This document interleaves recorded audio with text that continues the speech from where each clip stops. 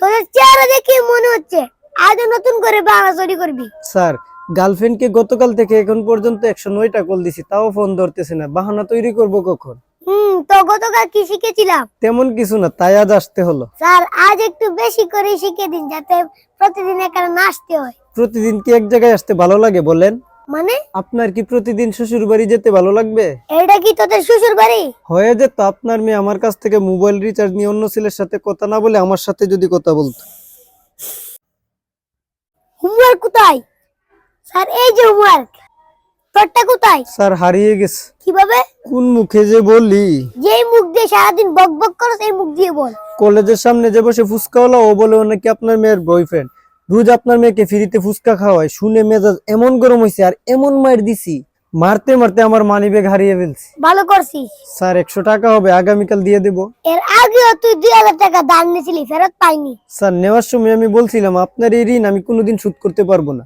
আজ 200 টাকা দিন, আগামীকাল ফেরত দিয়ে দিব। ছুটির পরে নিস। এখনই দিয়ে দিন, ছুটির পর আমার মনে নাও থাকতে পারে। দিয়ে দেন স্যার, কিচ্ছু মনে থাকে না, এই জন্যই তো পরীক্ষা ফেল করে। এই নে, ফেরত দিতে হবে না, একেবারের জন্য দিয়ে দিছি। স্যার, রাগ করে দিছেন না তো? না, হাসি মুখেই দিছি। গতকাল কি পড়েছিলাম মনে আছে তো? না। আমার হালকা হালকা মনে আছে। গতকাল পড়েছিলাম আবিষ্কার। মোবাইল আবিষ্কার বিদেশে, কম্পিউটার আবিষ্কার বিদেশে। বাংলাদেশে সর্বপ্রথম কোন যন্ত্র আবিষ্কার হয়েছে? ষড়যন্ত্র, তন্ত্র মন্ত্র, কুসংস্কার, এগুলোই আবিষ্কার হয়েছে। তোদের কাছ থেকে সঠিক উত্তর আমি পাই না কেন? স্যার, আমরা যদি আপনাকে প্রশ্ন করি আপনি কি সঠিক উত্তর দিতে পারবেন? অবশ্যই দিতে পারবো, এই জন্যই তো আমি শিক্ষক। প্রশ্ন কর। মুরগি জিরাফের মতো লম্বা হয় না কেন? জানি না। মুরগি যদি জিরাফের মতো লম্বা হতো তাহলে ডিম মাটিতে পড়ে ভেঙে যেত, তাই মুরগি জিরাফের মতো লম্বা হয় না। গরু দুধ দেয়, মুরগি ডিম দেয়, এমন কি আছে যে দুইটাই দেয়? জানি না। দোকানদার দুধও দেয়, ডিমও দেয়।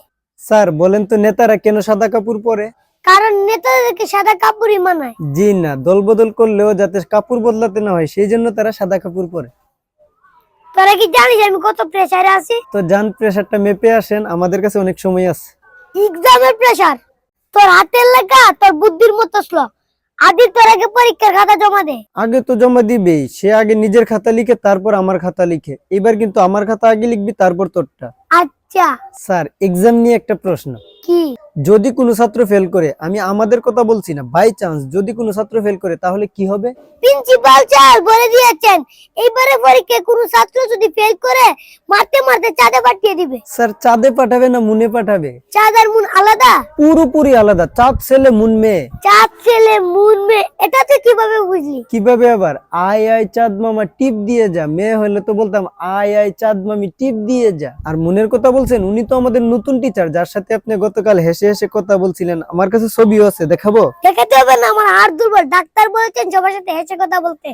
হেসে হেসে ম্যাডামের হাত ধরা দেখেই বোঝা গেছে আপনার হার্ট আর আপনার মাঝে নেই, অন্য কারো কাছে চলে গেছে। এসব কথা যেন প্রিন্সিপাল স্যার না জানতে পারে। জানবে না। আপনি শুধু আমাদেরকে পরীক্ষায় পাশ করিয়ে দিন।